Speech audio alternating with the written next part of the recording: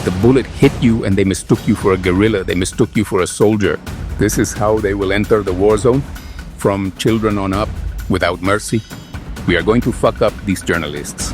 The guy set off a claymore mine. Boom! You just feel the expansion and you fall. I remember feeling the expansion there and with my ears. I saw him walk past me with his notebook. And he stood next to a soldier who was responding to the ambush and being interviewed. The usual thing was to grab those people, put them in the helicopter and throw them to kill them. If we hadn't been around there, who knows how many people they abused. They abused people, right? The battalion was bloodthirsty. There was a block, there were like 5 garbage dumpsters, and in each dumpster there was a body inserted, already charred by the flames.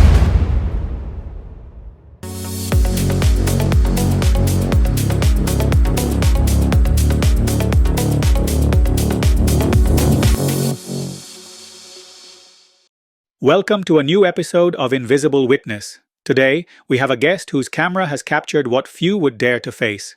His name is Alexander Renderos, a Salvadoran photographer who worked for the AP agency. Although his dream was to capture wildlife, fate led him to document a much harsher reality, the war that transformed his country, El Salvador. His first experience in the field was an ambush, with a rock as his only shield. He lived the horror of the conflict up close and even faced pressure from American troops who sought to break his mission to report. Today, Alexander is here to share his story and his unique vision behind the lens. From San Salvador, El Salvador, my colleague Alexander Renderos. Thank you, Moises. I am very grateful to be on your program today. I hope to contribute some ideas that I consider could be important for historical memory or for the understanding of photojournalism or journalism in general. So, at your service, ask me and we'll get into it. Excellent. Great.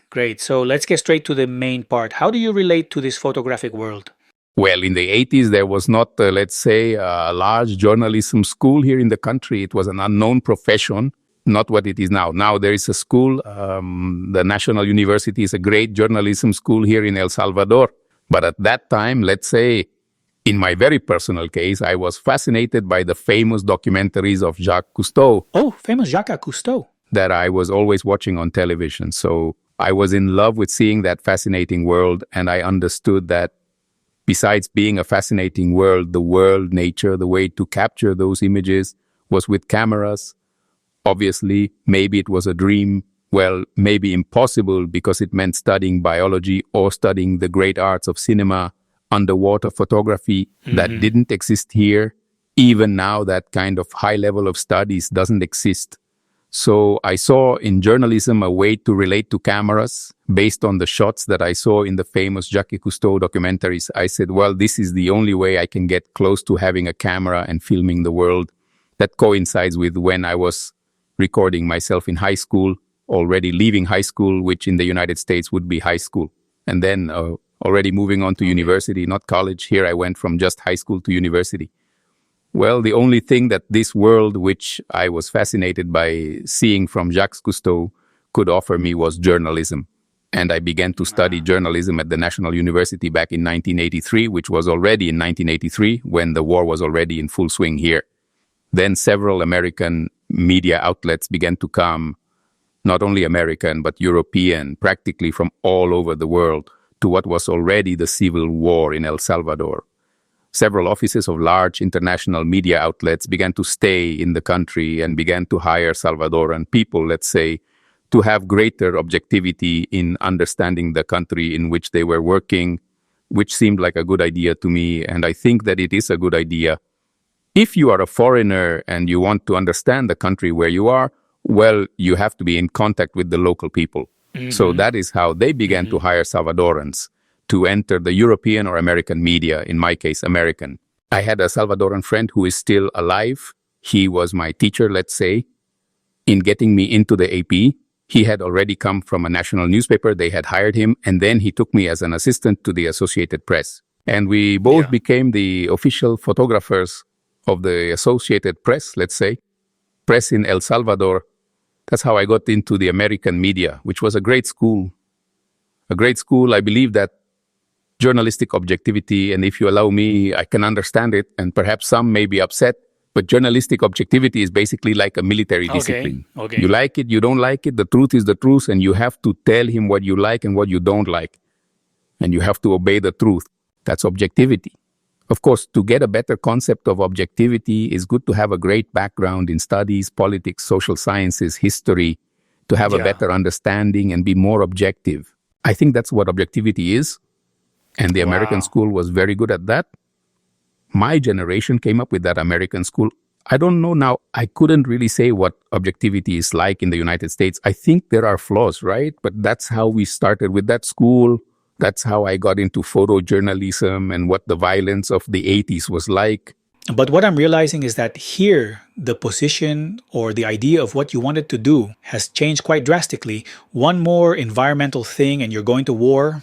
Dramatically nothing to do with Jacques Cousteau. It was perhaps, I think it is a question of the entire human being. Okay. They say that the curiosity will make you free, Okay. right? Here they have put curiosity as a sin. Don't be curious because you fall into sin. No, curiosity makes you free. Correct. For me, it was curious. Well, I want to see what this is, and I was fascinated. When you are curious, it is easy to overcome fear until you are in the fucked up situations. It was a different issue than the one that had inspired me to pick up a camera. Exactly. But it was always fascinating to understand a world in your country and what were the causes of violence because we were in a war. And he was also an adventurous spirit. If you don't go in with an adventurous spirit, you don't go in there. So I think curiosity forms something mental that suppresses the mental connections of fear, and you go into places. But instinct always prevails in the end. There were several situations in the conflict where one said, well, what am I doing here? Situations where you wanted to become a mole and go underground and escape from the area of violence. But I kept coming back to that. And I think I kept coming back to that because when I saw people suffering, that made me want to keep taking risks. I think it also has to do with the nature of some people because there were others who fled and maybe never came back, or they stayed away from journalism. That's a pretty normal attitude, isn't it? That when you see the degree of danger, one says, I better take a step back and let someone else come. Yes, and it's normal. And that, I don't know. There's a saying. I don't know if it's widespread throughout Latin America, but I use it a lot and I still use it in my life. And it's, the cemetery is full of brave people and the cowards are alive. And it's not that you're a coward, it's simply a saying that calls you to be rational, to not take unnecessary risks. I used it a lot in my life, I still use it. There were situations where I could no longer escape, let's say, the danger I was in. There you no longer have to be a coward, you have to have courage and face it. But if the situation, you saw that you were in a disadvantageous position, then maybe it was not about going in, not being a martyr or brave. I think that's why the saying is so good. The cemetery is full of brave people and the cowards are alive. Maybe I would change it. The cemetery is full of brave people and the wise people are alive. Maybe that would be more. In El Salvador, that's the saying. Wow. I don't know if it comes from Mexico or wherever it comes from, but it's used a lot here.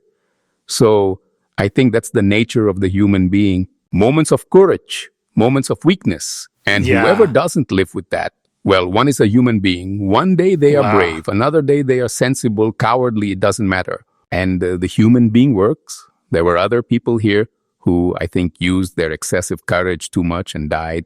Others were much braver and are alive. And I think that today they reflect that it was stupid and they are useful. There are no schools to explain to you that this is not a game. I think that in my case, the biggest lesson is that violence is bad. Wherever it comes from, right? Wherever it comes from. Yeah, violence is bad. And because even if you use violence to defend your values, in the end, it creates a psychological problem. It destroys all the best essence of the human being. So that is the same reality, right? And sometimes I have thought I would like to have a time machine to take these young people of today, these new generations that are taken, as they say in Mexico, as machos. Take them, put them in a time machine, take them to at least one combat in El Salvador and tell them, look, this is it. Do you like it? Don't you like it? This is violence. Learn. Let's see if you want to walk around with a gun in the clubs and all that. So that, and also Look, it is necessary to defend perhaps the oppressed classes if Uh-huh. they are being tyrannized. Well, maybe violence is also good, but you must be clear that it can destroy you. You can die or you can end up with traumas. But I also think that if you want to take up arms to defend a good cause, then you are welcome to do so. Exactly. I think that it is also part of the human capacity Correct. to do good. Sometimes violence, perhaps, maybe violence is neither bad nor good. It depends on how you use it. But if you can avoid it, then you should avoid it. If they don't give you a choice, well, no way. You're not going to turn the other cheek like Christianity. I don't believe in that. You have to act, and I think that even that part of the Bible is misused. Exactly. Jesus said, turn the other cheek to your brother in the community, not to the Roman. Mr. Alexander, a question comes to mind. How old were you when you were first hired by AP and started covering the war? I was 20 years old. 20 years. For your 20 years, there was no, at that time, you were not married, right? No, I wasn't married. But you had your parents. What did they say about it? My father, I come from a separated marriage, my mother in Ecuador Yeah. and my father in New York. They didn't even understand journalism. I even graduated from a school, let's say, beautiful people or wealthy people. I studied there not because I had money. I studied there because I had a scholarship. Yeah. But my classmates, let's say, were from oligarchic families. Now, many of my age are big businessmen, owners of big malls here in the country, shopping centers. And in those days, my parents know, my father in New York, my mother here, had no idea. They simply saw that it was a career that doesn't make money and you don't study that. My school friends, well, closed all doors to me because they saw journalism as communism. I mean, I was considered a communist by my schoolmates and I didn't have any relations with any of them until today. They are mature and understand all that stupidity, Really? right? And that's it, right? But at that time, journalism was seen here as it doesn't make money. Don't be an idiot. What are you doing with that? And another, look, that's doing a favor to communism. And so I broke with all that. Now, I found in the foreign correspondence, I found perhaps the family that I did not have. In all the fraternity, the solidarity to bring the truth to the world. This is a good point because, as you say, you saw them as family because it was actually a pretty long war, wasn't it? 12 years, yes. Maybe for the Central American level it is. That's quite a lot. It's quite a lot. So the international press here, well, became a fraternity. Many of them came Correcto. here with the school. Some of them came with the school in Vietnam. Others came from the war in the Middle East, inspired a lot by the readings of George Orwell in the Spanish Civil War and all that. So they were characters. There are some who are still alive, fascinating, supportive, fraternal. So that was my family. That was it. They were my brothers. I practically didn't need my family. My family didn't even understand what I did. And they see me, well, maybe they saw me the same as my classmates, like communists and such, and I didn't. And you start to see the world intellectually in a different way with the formation of the school, in this case, American. Then no, right? Then I didn't need them. And now going back to the war, the day they hand you that camera and say, okay, go and photograph what is happening in that confrontation, what was it like for you? Were you afraid? No, there were always situations like that where they would tell us, look, we're going to go to a place where your first fight might be, and let him be the last? The first and the last? No, they never told us that, just to be careful. You don't have to be, maybe, in my case, with my friends at AP, it wasn't like that. They were very rational guys. No, a photo isn't worth your life, so don't take unnecessary risks. With that mentality, I don't remember where my first war coverage went. I remember the day it happened. I don't remember the exact place. I think it was a place called Suchitoto. It's a town. It was very besieged by the war. And I went in scared, but I wanted to know what it was out of curiosity. And also because I wanted to have more experience and also being young and inexperienced in war. And suddenly I found myself next to a soldier with an M60. He was stopping the advance of a guerrilla line. And there I was with him behind a rock, right? The guy on a rock with his M60, me taking pictures. When they located the soldier, the enemies began to approach the place. And the guy could no longer continue fighting, and I could not continue taking photos either. And there, until the Air Force arrives and begins to bomb the guerrilla lines, the combat ends and we leave. Those were perhaps my first photographs. They were of a soldier entrenched behind a rock with an M60 fighting against the guerrillas who were, I don't know how many meters in front of him. In that town of Suchitoto, arriving at the shores of a lake, it was like a swamp there. It was a situation quite, when you start to live what they have told you and the bullets sound, you hear them as if they are vibrations passing through the grass, right? Psst, buzzing, and you know it is death. And there, no, it was very Wow. crowded. I think it was luck that I didn't come out in trouble the first time, but you learn there, and that makes you more rational. And I think that from that moment on, I already entered knowing what could happen. And understanding, asking questions to the same soldiers, sometimes, how is the situation? And the soldiers would tell you, no, come this far, don't go any further, be careful. If you go ahead, it's at your own risk. Questions that I didn't ask at that Damn. time there, or that first time. So that's how Wow. you learn. You learn by being beaten. At the time you were tasked with photographing the episodes of the war, did the military guarantee your safety as a member of the press? No, that didn't exist here in El Salvador with the army. You might have earned the respect and protection of the soldiers when you were on the same ground with them, but not before. They saw you as an enemy. They even sometimes put military Yeah. checkpoints so you wouldn't go into combat. First, to hinder your work, and Oh. second, so that it wouldn't be seen as a political issue in which they would be defeated, and that was a political image that they didn't want. Maybe not so much the soldiers, but the chiefs, captains, lieutenants. Here, there was no such thing as we're going to protect you. That didn't happen here. Yeah. I don't know if it's done in other wars. That didn't exist here. Normally, that wasn't the line. The line was to not stop working. And if there was a chance of getting shot, they would shoot you Yeah. and they could disguise it in another way. All right, they make up the story. The farce, yes. They said, he didn't listen. Look, we told him not to go in and he went in, Wow.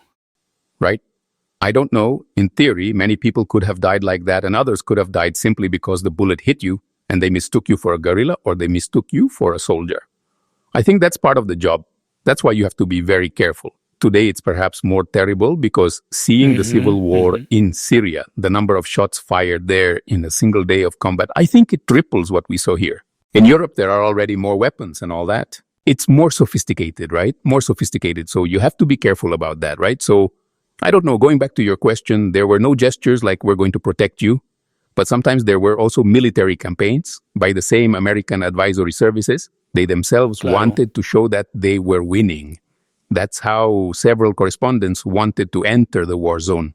I once went in with a battalion that was the Arca Battalion, which was another elite battalion, and I must say they were very good in combat. And this battalion was very interesting. The commander was the colonel. I'll remember, he was a colonel. He was terrible, a terrible guy, a fat, tall, and terrible guy. And the guy was a great admirer of Patton, George Patton. And every time I went into the operation in the Arce Battalion, the battalion was based in a city in the southeast of the country called San Miguel. That was their base, and they operated throughout the south of the country, precisely in Morazan, which was considered one of the main strongholds of the guerrillas. It wasn't, but a myth developed that Morazan, that department, was the main stronghold of the guerrillas. But no, the main stronghold was the entire territory. So that's where this battalion operated. And this colonel had a ritual, but it was so nefarious. But because he admired the United States, and if you came from a North American background, welcome to the battalion, but they made you sign a letter that if something happened to you, it was your responsibility, and that they had no responsibility. And that, to me, seems legal. It's fair. Well, if you go, it's your risk. Soldiers go around fighting. They don't go around taking care of children. So it's okay. It's part of this. You have to be legal. You don't have to go around like millennials these days crying about everything. No, that's it. It's true. It's not a sexist issue, but it's a man's issue. And that's how it is. Staven the Bull, that was the last name of this colonel, Colonel Staven, a nefarious guy. And the guy admired Patton. Always before entering a military operation, he put on those famous Patton movies in which George Scott played, I think. Famous George Scott when he played Patton, and they went in and took Berlin. So he always put a big screen up for the battalion to watch Patton go in and take Berlin. And the guy was pretty vulgar, right? And he used a word, I'll say, He called all the soldiers dick face. Wow, what a dick face. Did you see what Patton does? That's how they're going to enter the war zone. From children on up, without mercy. That's what war is like. Yes, yes. And you were there with them listening to that. It's war. You weren't going to go out and contradict them. I remember that the correspondent with whom I went in that time, an American, told me, well, it's about war. That was color for the story. I couldn't judge him. The colonel had to be tough. That is tough. So every time you went into the operation with that battalion, you had to watch Patton, the story of George Patton. Before going in, you had to get into the helicopters and land in the area. You went into the helicopters and landed. That was interesting because there you saw a little of what Salvadoran culture was like, of the typical Salvadoran peasant. I think that the guerrilla was never able to defeat the army, nor the army able to defeat the guerrilla, without touching all the North American advice or all the advice that the Salvadoran guerrilla had that came from Vietnam. Very good. But it was because on one side, they were peasants and very good at fighting and brave. And you went in there with, in this case, in Arque, to go back to your question, if they protected you, no, nothing. If something happened to you, it was yours. But the soldiers, I remember you entered the combat zone with the battalion. There were 1,500 men in the area. After disembarking from the helicopters, it was already the typical American training operation, search and destroy. 1,500 men entered. The 1,500 men divided into columns of 10 or 15 men to operate in the mountains. We entered a mountain. What was the name of that mountain? But it is an area near the municipality of Perkin in Morazan. El Gigante. That was the name of the mountain, a huge mountain. And by the way, the friend who was with me there, that time I entered with AP and another friend entered with Reuters.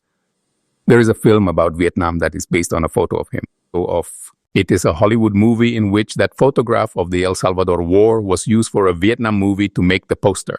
All the helicopters were landing towards El Gigante. So the soldiers, said, what is this journalist doing here? And they saw you as an enemy. But when you get into the heat with them and start to suffer with them, they start to relax. But there was a soldier, and this one, let's say, I use it a lot at the university when they invite me to talk about violence, about what war is. He was very cruel. It was a situation. They put us in a place. And the soldier, a Sergeant Smokey, that was his nickname, the head of the column. And we listened well when he said, we are going to screw these journalists. Yeah, shit in the sense that they cry until they ask to be taken out of here. And we're going to screw them. So in the end, the guys deviated from the operation. They didn't deviate. They went into the most dangerous areas, the most difficult areas to walk. And there were some mountain sections where you were walking almost vertically. We were tired. And the soldier, the sergeant, did it on purpose so that these journalists get tired, cry, get out, ask us to get them out.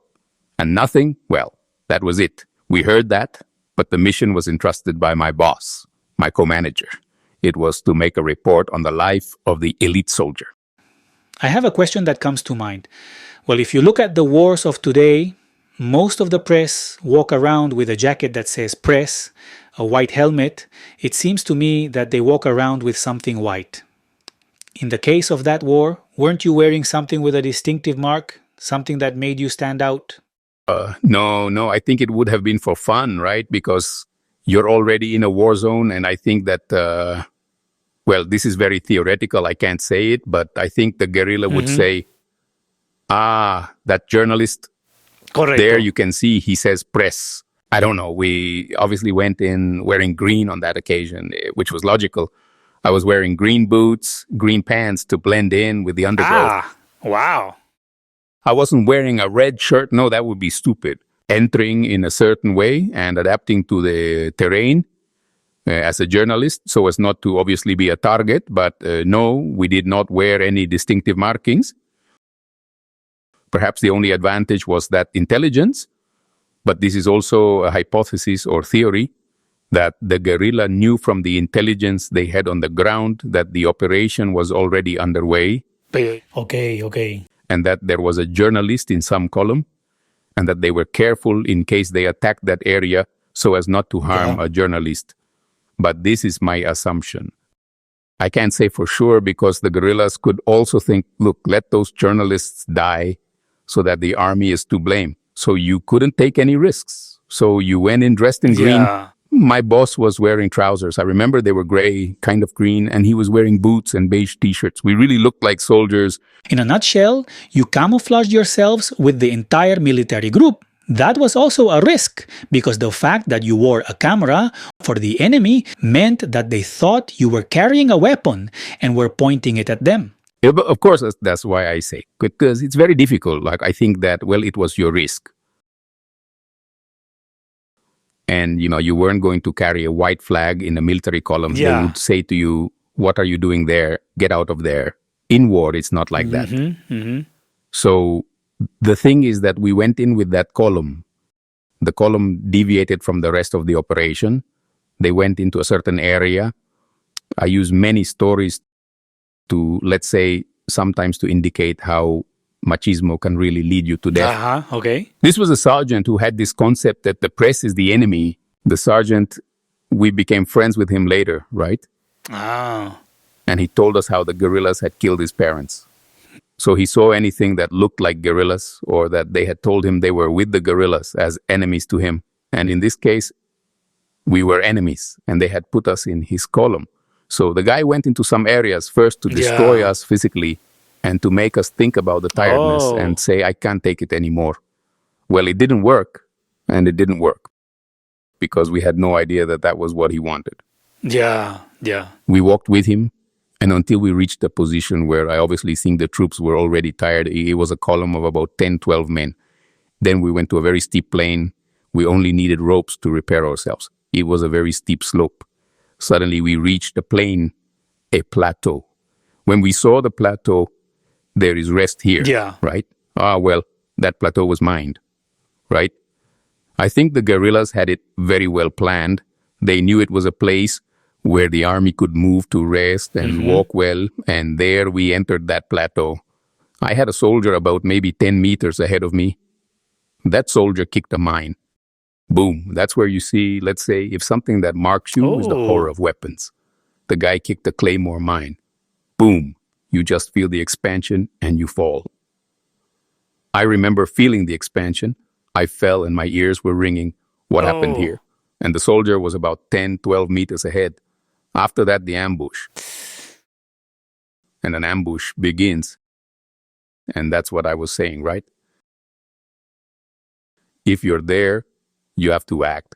You can't start crying anymore. And there's no more room for crying, just to cover yourself. See where you can cover yourself, and that's what I did. Well, I had this correspondent friend of mine. His name is Douglas May. He lives in Italy now. The guy was very tough. Suddenly, I saw him walk past me with his notebook, and he stood next to a soldier, where the soldier was responding to the ambush and interviewing. Interviewing? Oh, how crazy. And I saw a big rock. I went behind that rock, and there was a soldier with the M16 shooting at who knows who. And there I took my photos. And that's it, but with fear, right? At that moment, you are, I don't know, with my partner Douglas, at that moment, I was anxious, but I had to take a photo. It was a good opportunity for a combat photo and all that. In the end, when the ambush happened, let's say that mine had been there for so long, I don't know how many months it had been buried there, that it was quite wet. So here they tell him, the soldiers told him it's blown. It's like it's wet that it explodes, but it's wet. So the soldier was lucky. The mine only broke his whole leg, broken, but he didn't die. He didn't die because the mine was blown up, it was wet. So it seems that this prevented all the shrapnel from escaping. But of course, the impact broke his leg and he was dying from the pain until a helicopter arrived and they took him out on a stretcher. The helicopter took off. I imagine that was chaos, right? The moment he starts screaming, shooting, and all that. A chaos that lasted maybe 10 minutes, but you feel like it lasted 3 hours. Then they take the soldier out and there was a communication from a lieutenant scolding the sergeant who had strayed, had endangered the column unnecessarily. And that's where the sergeant gets more comfortable with us. Yeah, from his point of view, we earned the right to be there, but because of his stupidity, that was a question of men, machismo. I'm going to show that I'm more macho than them. I'm going to screw them. I'm going to tire them out. Well, that machismo was almost going to cost the lives of about 10 soldiers and 2 journalists because of hatred mixed with machismo. So machismo is bad. That's right, I can say. And yes, the horror of the war, that was, let's say, one of the most impressive parts. That battle is one of the ones that if I had a time machine, I would go back that day and grab one of the current macho men today in the 21st century. Any macho man in Mexico, whatever he wants, I would tell him that we're going. Here I have this time machine. We're going to fight to El Gigante. And here we are. Show us what you got, motherfucker. Prove it if it's true. If you've been told that this is a game, go and learn. That's a situation. And there we saw the brutality in the essence of war. There we spent about 10 days inside. We entered other areas once we entered the camp. There, obviously, the people sympathetic to the guerrilla, the usual thing was to grab those people, put them in the helicopter, and throw them to kill them. The soldiers were furious because we were there and they couldn't do that. So they called the helicopter to take those people and do intelligence later, transport and all that. But they did that because we were there. Normally, they were sure that that was the guerrilla base. The order would have been, if I hadn't been there with my boss friend, to take those people up into the helicopter and throw them to the ground. So then you realize, and well, war is a bitch. No, this is not a game.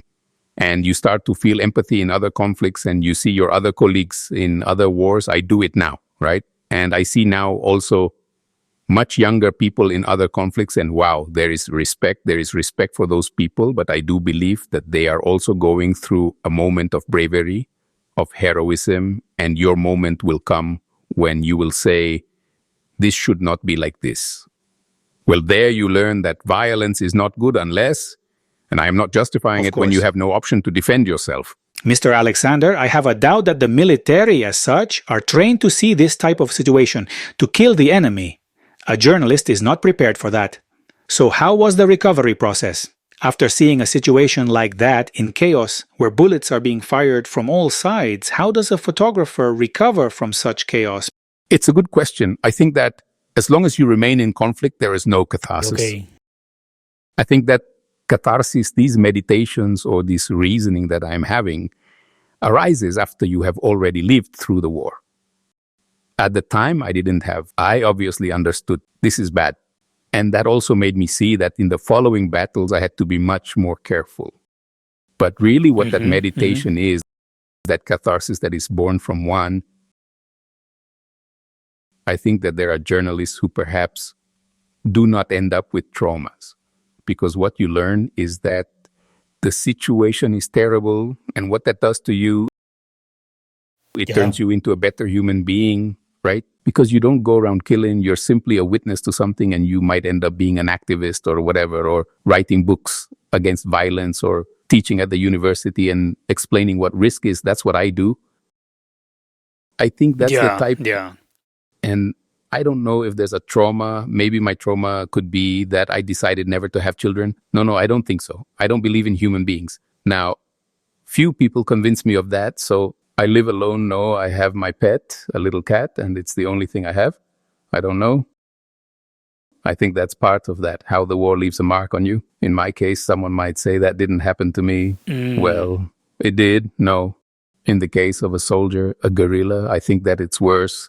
Because they do come from killing, and end the war, they end up with traumas from all the atrocities. Correct. We see that a lot here in the United States. We didn't do that because we didn't end up with that kind of trauma. Maybe just a trauma of suffering that you couldn't save other people, but that gives you energy, right? It gives you energy so that these things don't happen again, so that you don't have to resort to violence to resolve political conflicts. And meditate on that. I think that's I doubt that there are many photojournalists with serious psychological traumas. Maybe what you have is marked, yes, maybe psychologically, but for the good, right?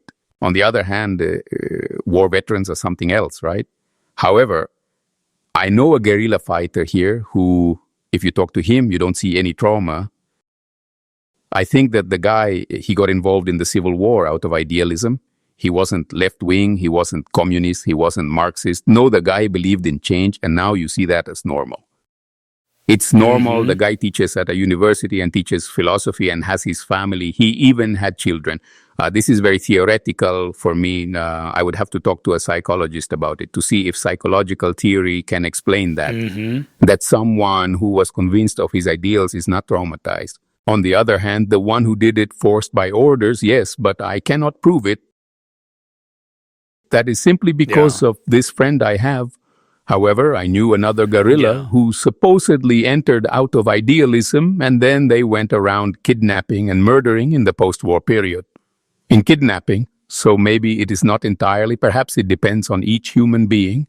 Regarding the general you told me about who was very bloodthirsty, that guy gave the order that everyone had to be killed from childhood to any age. Yes.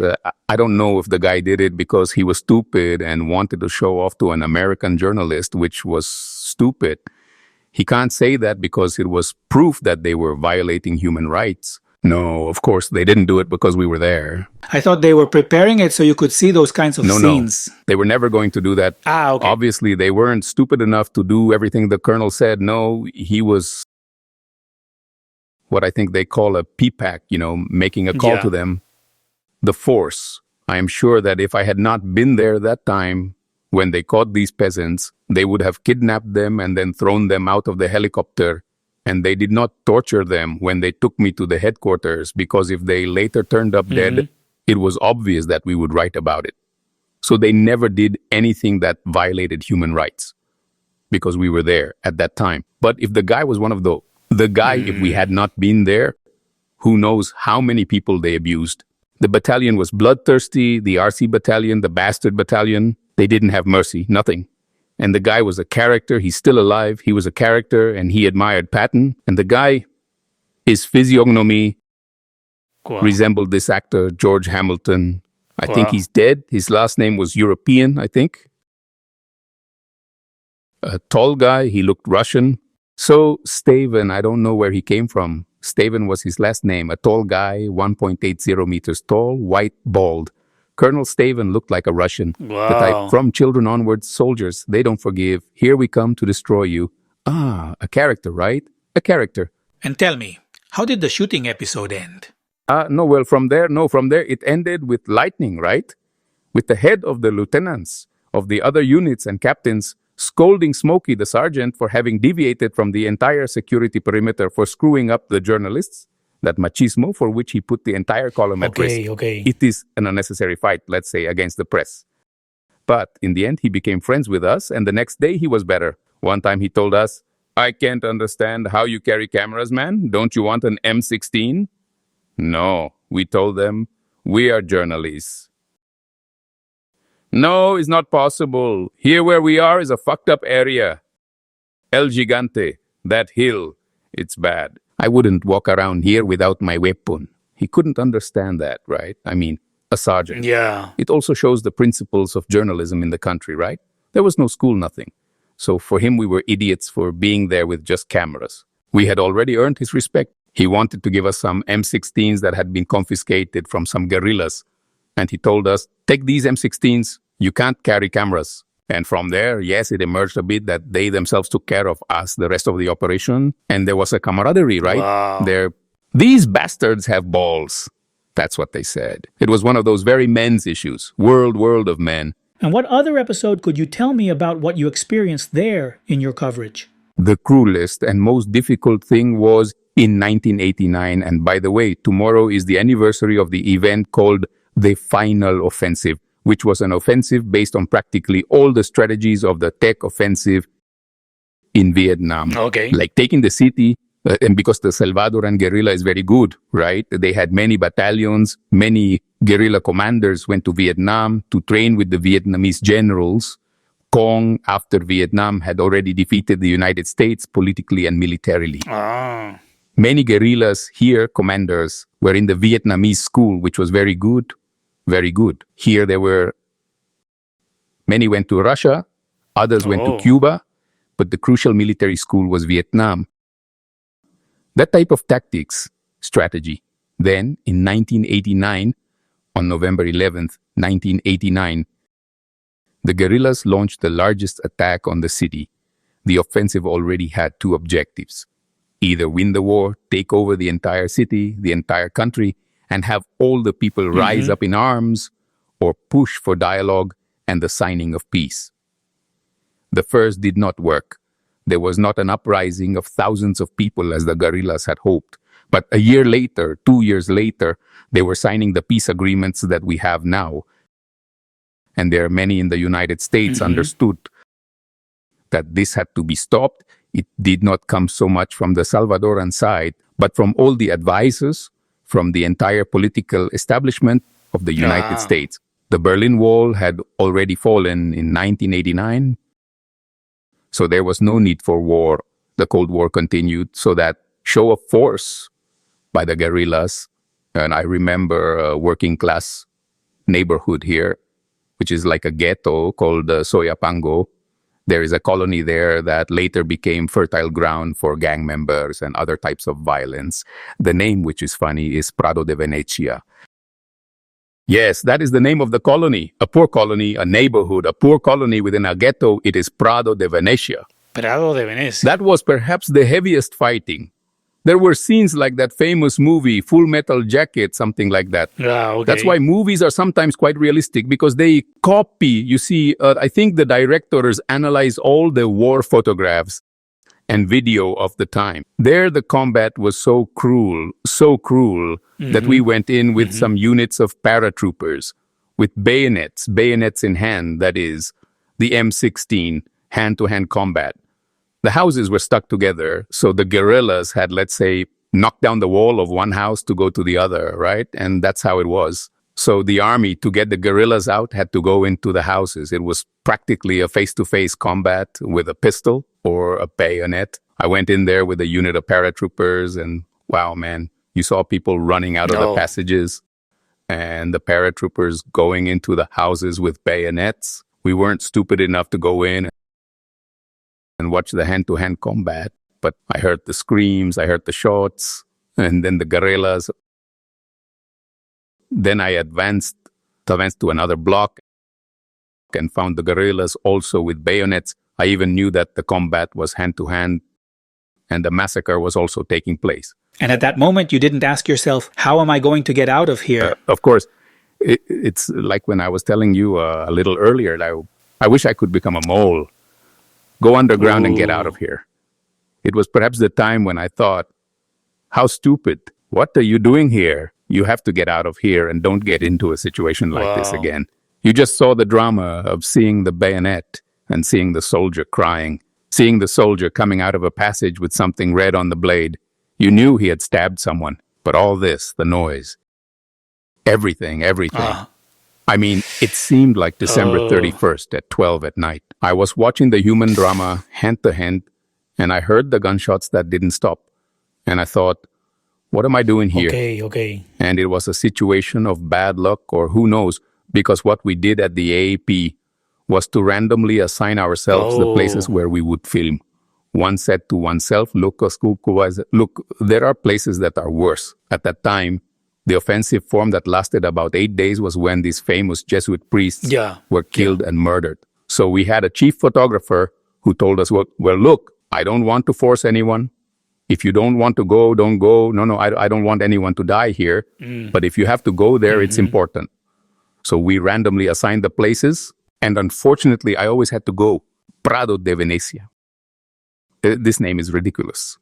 Prados de Venecia. There was a curfew, and we had a photographer. Wow. Who at one point, when you saw that it was going to be 6 in the evening, and you had to go back to the hotel because there was martial law and you couldn't go out. There was a photographer, I think he's still alive. His name is Patrick Chauvel. He was French. He was a guy out of order. I don't know if I should call him brave, stupid. looking for fame, and I'm not one to judge him. He was very good at what he did. He always went in and since he was a freelancer, he was working for, I don't know what magazine, he always went into Prado de Venecia. Okay. He always wanted to be there because he knew that the most shocking things happened there. And then there was a commander there, the head of paratroopers, who at one point, when the time came for martial law, suddenly said, "Where are the guerrillas?" Then they discovered that the guerrillas, just like in Vietnam, were going to Los Tragantes. The drains are the sewers where the dirty water goes. The guerrillas hid there. And the next day they came out again to take over this ghetto and returned to combat. But at night they did not come out until they discovered it. So this guy stayed, Patrick, and there they went. What was called a special rat force. What is that? Paratroopers with only pistols into the sewage tunnels Okay. Yeah. to look for guerrillas. And Patrick went down with them. Yes, really. Those actions were very typical of Vietnam and what balls those soldiers had, right? And what guts that photographer had. Once I saw before leaving the area that they opened one of those manholes with big iron covers and the soldiers started to go down with only pistols. But I knew it was going to be a face-to-face battle. Wow. And this Frenchman went down there. They came out okay, right? And they did several times. It was luck, right? Or maybe there was no crash in that unit that was coming down at that time. But the guy, no, in the end, he was injured by the invasion in Panama. Then he came in December. He came to the invasion that Reagan made. No, Bush Sr. He was already Bush Sr., I think, when they invaded Panama and took out Noriega. Then the guy covered the offensive in November. He launched the invasion in Panama, and there they shot him in the colon. And you see, he's alive. A great guy, right? I wasn't going to go that far. That's why I can't explain if it was bravery or what, or the same adrenaline of seeking fame. Well, you can't judge him. I can't say that one was a coward and the other was brave.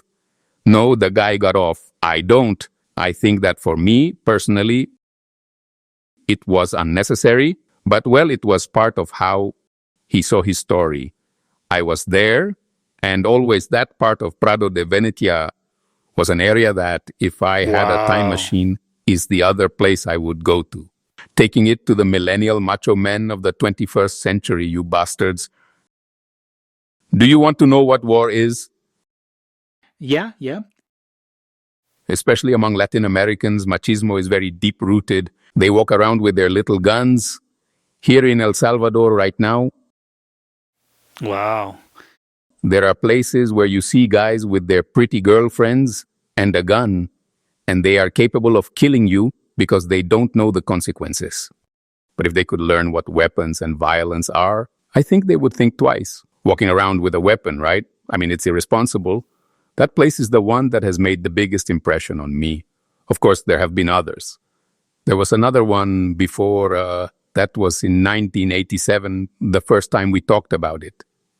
This colonel, an admirer of Patton. I had been researching wars for 4 years, but this other one I told you about just now was in 1989. And in 1989, there was a part because the guerrillas were like 3,000 guerrilla fighters who took over the entire city. And there came a time when they took the war to the area where the rich lived. There was another pretty horrifying situation there, out of the ordinary. So have you seen those places where they deposit the garbage that is like a stick and there is the basket? That neighborhood is called Colonia Escalon. At that time, it was one of the neighborhoods where a lot of wealthy people used to live, and the guerrillas entered there in force. So there, the army concentrated on protecting all those people. And there also, in that area, there was a lawless battle without quarter that seemed like a horror fantasy.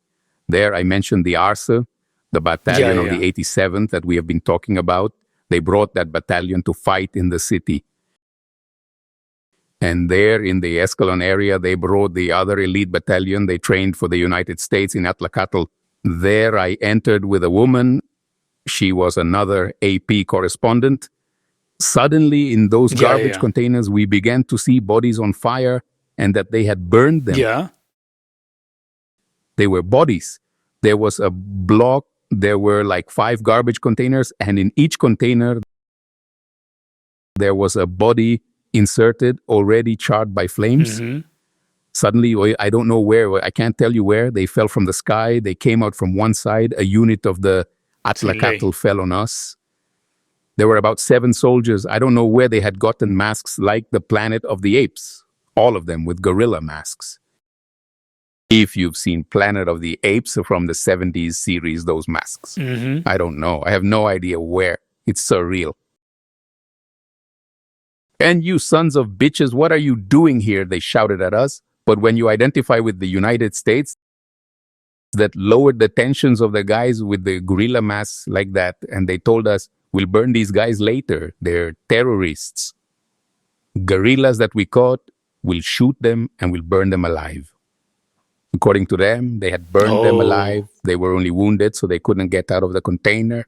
They had thrown gasoline on them and they had burned them alive. And the guys, I don't remember the name of this correspondent, told us, look, let's get out of here. Oh. These guys are going to click at any moment. They won't care that we're from the United States. They're going to kill us here. So there we heard a lot of gunshots, but the impression of terror was, I assume that the soldiers were wearing drugs, and to create an impression of terror in the enemy, in this case, the guerrillas, they were wearing masks. Possibly it was just one unit that was like that. Perhaps it was the most bloodthirsty unit in the battalion. Perhaps the same American advisors brought the masks, gave them to that special group of them to commit barbarities and went in. The guys like that were not disturbed. You could not see their faces, but their voices. They were there normally, but they looked like apes. Those photos must be somewhere. I took photos of that. There was a guy with the camouflaged M16 and his monkey mask. The guy, the supposed guerrilla on fire, was standing next to him. And I said to the soldier, look, I'm going to take this photo. Let's get out of here, okay? And if you don't want to, I'll leave. And if you assumed that they were perhaps on drugs, didn't you think that at some point they might lose their minds and shoot you? No, there isn't. It's common sense. I'm not going to think, no, maybe they're not on drugs. No, someone intelligent and who reasons is not going to wait there to find out if the soldiers are on drugs or not, especially if you've already had the experience I've been talking to you about. I'm not going to expect anything from these guys. Most likely they can react to anything and they no longer follow logic. The Americans had a lot of respect here because they understood that the United States was their friend. But not here. There were 6, 7 soldiers who had been burned. Who knows if they were guerrillas in the end? Burning almost alive. They had been burned almost alive. They were just wounded. So they couldn't get out of the container and they put gasoline on them. What are you going to do there? Interview them. I mean, you have to be stupid. A lot of Americans fell into that role sometimes, seeking fame. I think that's what has led to the great tragedy of the United States right now, even that culture of being the best. Meritocracy, fame, and money. And I think that Americans have that in their DNA. I think that has brought bad consequences in the world. Like getting to Trump now, that's a theory of mine, not because I'm not looking for fame. So there, the correspondent stayed there longer, but it wasn't longer. Look, I go out and here, I don't care if they throw me out. I was there to get a good photo. It wasn't that clear either because I was shaking. I took the photo and immediately left there. I didn't stay thinking. I don't remember if I saw the ASA 400 well, if it was backlit. Nothing. Taking a photo because it was a good photo. I mean, one functions in 2 worlds there. The survival instinct and the other world. Maybe, well, this is important, right? I mean, the brain in those situations works at full speed, faster than light. That was perhaps what you were saying about the 3 things. Well, when you talk, you remember. In 1987, well, the first combat was in Suchitoto in 1983. It was scary. But 4 years after 1987, seeing the soldier fly with the mine about 3 meters in the ambush, hence the almost hand-to-hand combat in 89. And in 89, seeing this scene like the Planet of the Apes. A barbarity. It was a unit of soldiers behaving like Mexican drug traffickers behave. When those people are there, it's the same. It was a unit to sow terror. It wasn't the typical terror of a combat, no. They took it to the next level. Those guys would be happy right now earning thousands of dollars in the Jalisco New Generation cartel right now, and even giving classes on how those apes dismember people. That unit of Atlacatl soldiers, terrible. If they remained alive in the post-war period, I have no doubt that they joined some criminal gang and then trained gang members, because what came after the post-war period was here with the gangs and all that. I think those three things. In my particular case, no, be brave, not macho. They are very different things. Prove it? No, you don't have to prove it. Don't be a coward either, but be sensible. And war is bad. Violence gets you nothing, and using it as a last resort. Nor turn the other cheek, as the Bible says. No, I don't believe in that either. And you have to go to the final consequences. Exhaust all resources to avoid reaching moments of terror like that. That's badass. The war in El Salvador ends, the army withdraws from the country, you start to be a photographer of other subjects, right? Not of war anymore. But did you live in fear after that? When the war ends, in case there were reprisals against you or something? No, because it wasn't the same violence that I had faced. One perhaps gains immunity to certain things, like with diseases. Now, gang violence started here, and I went into areas with gangs where one day they put a gun to my temples, and I was scared. But after the crisis, I calmed down. I'm a journalist. One knows how to deal with that. And perhaps coming from war gives you strength. I come from war, man. I don't care.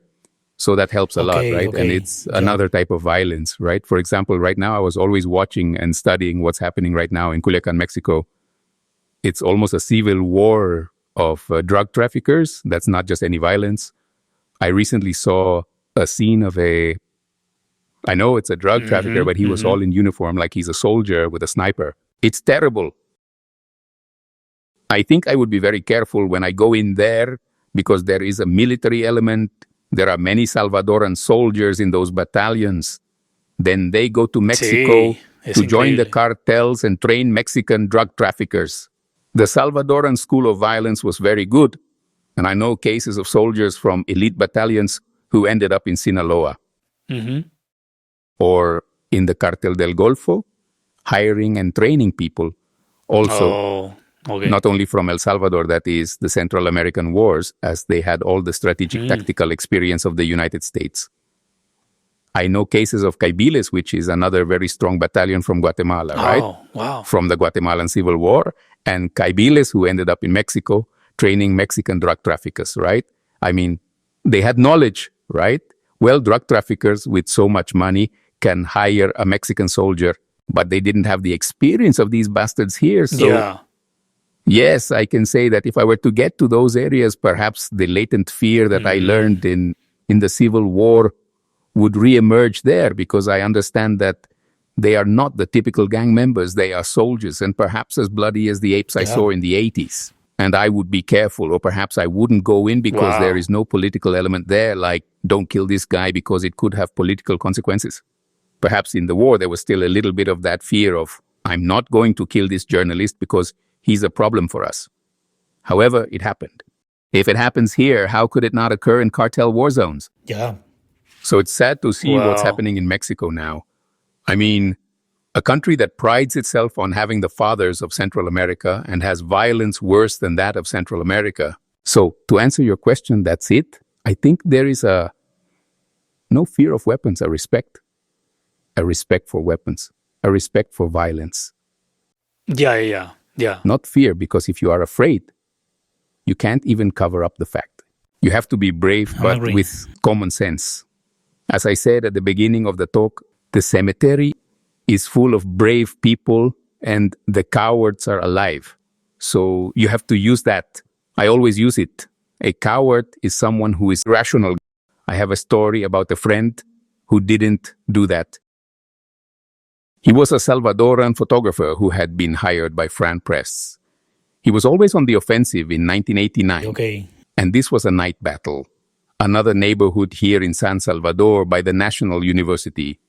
We had been informed that a radio patrol car was on fire. We arrived at about 6 in the evening, and it was a Red Cross patrol. I don't know who set it on fire, whether it was the guerrillas or the army. The guerrillas had taken over that block of street that was on fire, and everything was silent. So there was a correspondent there who is a very famous in the United States, the San Francisco Chronicle, Phil Bronstein, and he says, okay, calm down here. Let's get out of here. But in reality, the scene was worth a photo, but your instinct also told you, no, Okay. better not here. Let's go. It's not worth it. But this Salvadoran photographer, who was new to this, said, no, don't be coleros, meaning, let's not be cowards. And he goes and takes a photo of the ambulance, and with the flash, he illuminates all the guerrillas who were stationed there, and a shootout of such magnitude ensued that we couldn't get out until the next day. No. We had to go into a house. There was a woman in charge. She told us, you are idiots. You have located the position. We were in a house all night, enduring bullets. Taking bullets, it was a different scene, let's say, than panic. Because the next day, when it was already dawn, with the other correspondents, the journalists who were there, and we were insulting this guy, in the end, he died like 3 days, 4 days later, in that area of Prado de Venecia, which we were talking about before. There he died like 4 or 5 days after this incident with the ambulance, because we couldn't get out of there, because otherwise they would shoot us. So we went into a house, and there in that house, the guerrillas were putting their wounded in. We took photos of the wounded. We took photos of the wounded there, covered in blood. Oh. The guerrilla leader, a woman, was furious. Shit, I should kill them for having betrayed our position. In the end, she apologized, but this guy, I remember, we called him Pelo Lindo. He had hippie hair, rest in peace. Wow. He was shot by a soldier, and I think it was on purpose, in Prado de Venecia. But anyway, that's another story. You know, I remember some colleagues that night and the next day Okay. who have since died. They died later of illness. They said, let's get out of here in the morning because this position is already in place. Yeah. The first thing you're going to see here when there's light is the helicopter overhead, Oh. and they're going to shoot at the house, and we'll all die from here. So at the first ray of light, we started to hear the helicopters overhead. That's when we got into it. It seemed like a scene, like that typical scene when you're the paratroopers and they grab onto the door.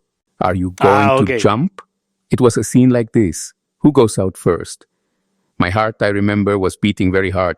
The first one to go out was Oscar, a colleague who worked for, well, it was a Mexican newspaper, Salvadoran, but working for a Mexican newspaper, he was the first one to go out the door. And there we all ran out under a burst of gunfire. Oh. And we got close to the soldiers. They saw us. They didn't do anything to us. We got to the vehicles and we got out of there. All night without sleeping with gunfire. Then we got to the hotel, and then we went to Prados de Venecia and all that. It was stressful. Enough poison to not want to go anymore.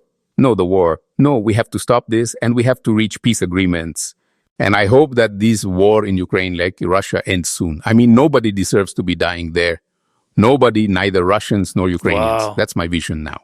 And if I were to go to war, I would like to go to another one. Not for adrenaline, but to contribute experience or to make a statement. But I would think 10 times before entering a conflict zone. I mean, I was watching a documentary on HBO about this American photographer who died very young, by the way, in the civil war in Syria, who in the end was kidnapped by ISIS and killed. His mother is now a Catholic woman from Boston. Boston is a very Catholic state, and she is doing works in honor of her son. I mean, another war, another type. In the end, it's the same. So, yes, there is respect for colleagues like that. Okay. Just, look, don't act brave. Do the work in honor of the truth. That's my motto, and today it's more necessary, right? When your truth is already my truth, and the post-truth that exists now, right? With all those aberrations that the internet has brought. That's another thing I talk about at the university. Look, you're journalists and you think that because you have the latest camera, you're better. No, that's what makes journalists. technology is a myth. Wow. We didn't have that technology, nothing to do with the 80s, but the news came out. You had to get the news out, and it came out without all the technological support that the new generations have Okay. in journalism. The news was there. So it's not true that technology makes you more efficient. Of course, if you're already an efficient guy and you have technology, then you're going to be a superman. But if not, well, I would laugh now. If I went back now to that scene of the soldier when he kicks the mine or when the shooting took place in that ambush, and I had these cameras of today, Canon, the AE1 and that type, it would be a piece of cake. Back then you were hiding behind a rock, seeing how many shots you had left from a roll of 36. Another thing, it's another level. How to be there and be a Buddha, a Buddhist monk in a war zone grabbing the air. Correct. So it's not true that technology makes you, in the case of journalism, which is what we're talking about, makes you efficient. It's a myth. It's not true. What makes you efficient is reading. If you read a lot of history, politics, economics, fiction, literature, and you combine it with your visual vision, you're going to be a great photojournalist if that's the topic. Mr. Alexander, now I wonder, of all the photographs you were able to take during the war, is there one that has been seen worldwide and that to this day people can say, ah, look, that photo has always been like a reminder of what happened in my country, and I took it? It's difficult because sometimes you don't, let's say, you would go to the lab and develop the roll, make the print, send it to New York, and it's very difficult to know how many countries your photos were published in. We did see some because sometimes we bought the New York Times, but it's very difficult. I think there were several, maybe one that I do remember, and that has nothing to do with the war, is the celebration of peace. Here in the historic center, in the cathedral, there was a photo of mine that was used by Newsweek in color of the cathedral, which is where Mr. Romero is buried. There were all the red flags of the FMLN celebrating peace and a woman shouting peace. And I took that photo, and that photo appeared in Newsweek with my name. And then there were others. There were certainly several. There was one, this was a post in the Miami Herald about a barefoot child seeing some bodies in a cemetery, and they had come to throw them away. There were statues of angels. Okay. They were civilians. They had been killed by a death squad. They had come to throw them into a cemetery, and when they entered the cemetery, they were dead.